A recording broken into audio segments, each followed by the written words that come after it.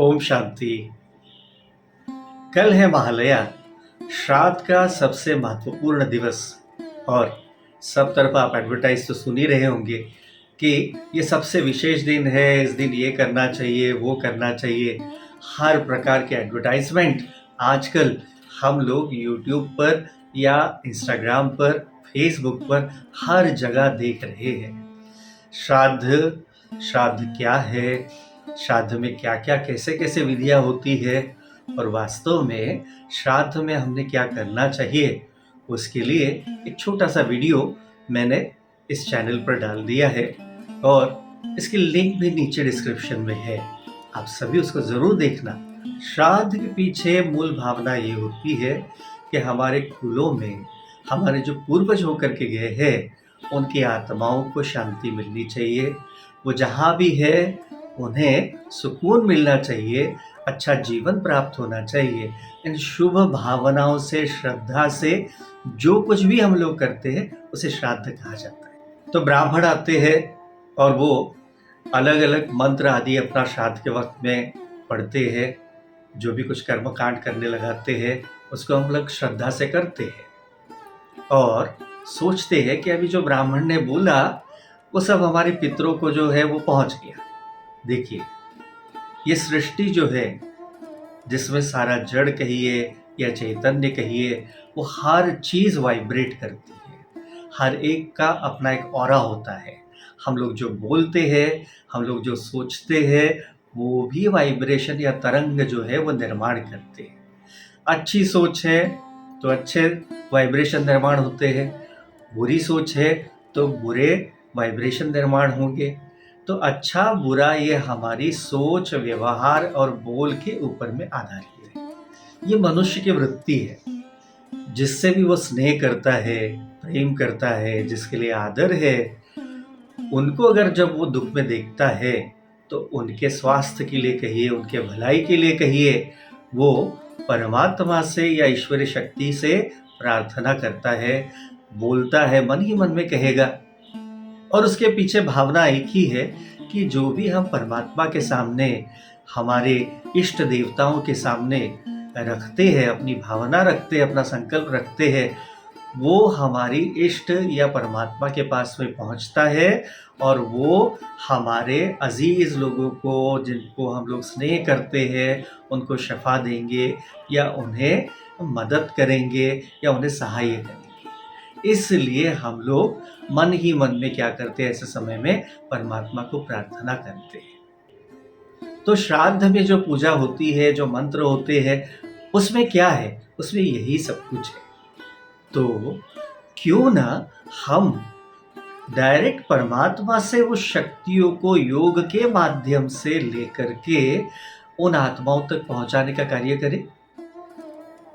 देखिए, परमात्मा हम सभी के बाप है, माता पिता है और उनसे मिलने के लिए, उनसे बात करने के लिए, उनसे शक्तियां लेने के लिए किसी थर्ड पार्टी की क्या जरूरत है? हम लोग योग के माध्यम से परमात्मा से उनकी शक्तियां लेकर के संसार में जहां भी हमारे पूर्वज आज जिस भी स्वरूप में है उन्हें शक्तियां दे सकते हैं। आप श्राद्ध विधि किसी के हाथों से कराना चाहते तो ज़रूर करें, लेकिन साथ साथ योग भी सीखें। जैसे मैंने अभी कहा कि हम लोग जो भी सोचते हैं उसका वाइब्रेशन तरंग जो है वो वायुमंडल में फैलता है और जिसके लिए भी सोचते हैं, अच्छा या बुरा, उसके वाइब्रेशन भी उस व्यक्ति तक पहुंचते हैं। तो योग से जो हमारे पूर्वज होकर के गए हैं उन्हें भी तो हम लोग शक्तियां दे सकते हैं, उन्हें भी तो शांति का दान कर सकते हैं। हम नहीं जानते कि हमारे पूर्वजों में से किसे मृत्यु के पश्चात अच्छा जीवन मिला है और कोई आज तक भी हिसाब किताब के लिए सूक्ष्म देह में भटक रहा है। और ऐसी आत्माओं के दोष जो है वो हमें लगते हैं, जिसे हम लोग कहते हैं पितृदोष। हमारे कुल में जिन्हें आज तक भी अगला मार्ग नहीं मिला है वो अपेक्षा करते हैं कि मेरे कुल के जो लोग हैं वो मेरे लिए प्रार्थना करें, वो मेरे लिए कुछ अनुष्ठान करें और इस संकल्प से वो हमें कुछ न कुछ संकेत देते रहते हैं और इसी को ही हम लोग कहते हैं पितृदोष। तो इस पितृदोष को मिटाने के लिए हम लोग किसी को कॉन्ट्रैक्ट क्यों दें? हम लोग ये काम खुद ही कर सकते हैं और इसे केवल स्पेसिफिक डेट्स को करना चाहिए ऐसा ज़रूरी नहीं है। हम अपने घरों में रोज़ शाम को, जो नुमा शाम का समय होता है, जिस समय में मंदिरों में आरती की जाती है या नमाज पढ़ी जाती है, तो ऐसा शाम का समय कहिए या ब्रह्म मुहूर्त का समय कहिए, उस समय योग का अभ्यास करते हुए हम लोग 5 मिनट हमारे पूर्वज आत्माओं को नित्य योगदान देने का समय निकालें। और ये कैसे करना चाहिए, इसकी विधि, इसकी थोड़ी सी सिंपल से सिस्टम हमने आपको यहाँ बताई है। इसको गौर से सुनिएगा, देखिएगा और इसे रोज अपने प्रैक्टिस में लाइए। तो देखिए, हम लोग पूजा जब श्राद्ध में करते हैं तो क्या करते हैं, जल हाथ में लेते हैं, संकल्प छोड़ते हैं ना। हमारे कुल के जो भी आत्माएं हैं उन सब के लिए हम लोग श्राद्ध करते हैं। ऐसे ही जब हम लोग योग का अभ्यास करते हैं उस समय में परमात्मा को संकल्प दे दीजिए कि मैं ये योग का अभ्यास, योग का प्रयोग जो है, मेरे कुल में जो भी आत्माएं गई है, हो करके गई है, उन सब के कल्याण के लिए, उन सब के शांति के लिए कर रहा हूँ। अगर कोई अशांत है, कोई पीड़ित है, कोई कष्टी है, उन्हें भी आप शांति दे दीजिए, उन्हें भी आप अगला मार्ग दीजिए। निराकार पिता परमात्मा शिव की संतान हूँ,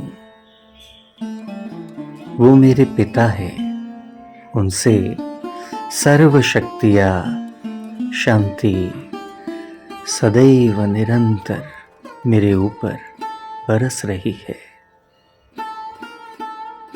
मेरे पिता, मेरे बाबा सभी आत्माओं के, रूहों के पिता है, मुक्तिदाता है, सर्वशक्तिवान है।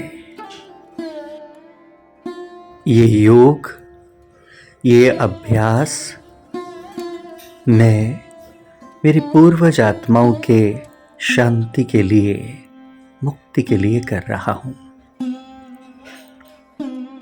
भगवान बाबा से आती ये शांति की शक्ति, सर्व शक्तियाँ, पवित्रता की शक्ति विश्व में